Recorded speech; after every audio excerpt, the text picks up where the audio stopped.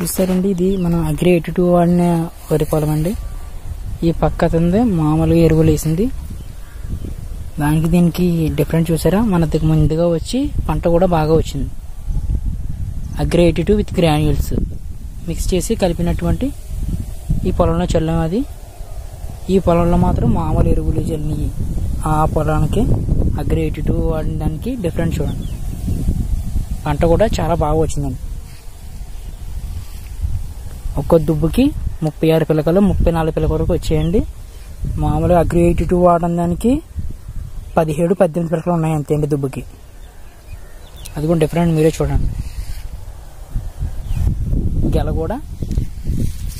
గెల కూడా చాలా ఎక్కువ పిలకలతో ఎక్కువ గింజలతో ఉన్నదండి.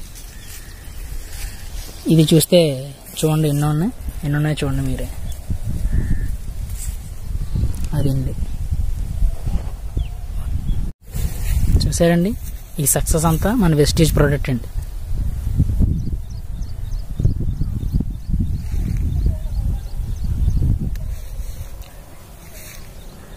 ఇది వెస్టేజ్ ప్రోడక్ట్స్ వాడుతుందన్నమాట అండి. అగ్రి 82 విత్ గ్రాన్యూల్స్ కలపకుండా వేసిన పొలం అనమాట అండి.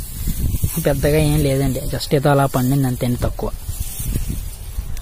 ఇది వెస్టేజ్ ప్రోడక్ట్స్ వాడితే ఇలా వచ్చిందండి రిజల్ట్. తిండి పంట కూడా బాగా అధికంగా వచ్చిందండి. గెల కూడా బాగా పెద్ద గెల వేసి ధాన్యం బరువు ఎక్కువగా ఉండి కొంచెం వరిగింది చూసారండి చేను.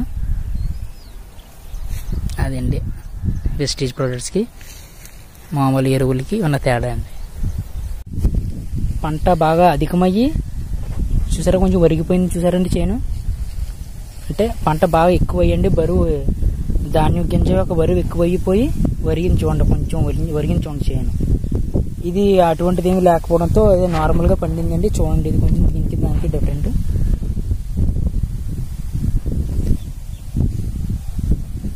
చూసారండి ఇది ఎంత బాగా పండిందో. మన దిగుబడి కూడా బాగా వచ్చిందండి.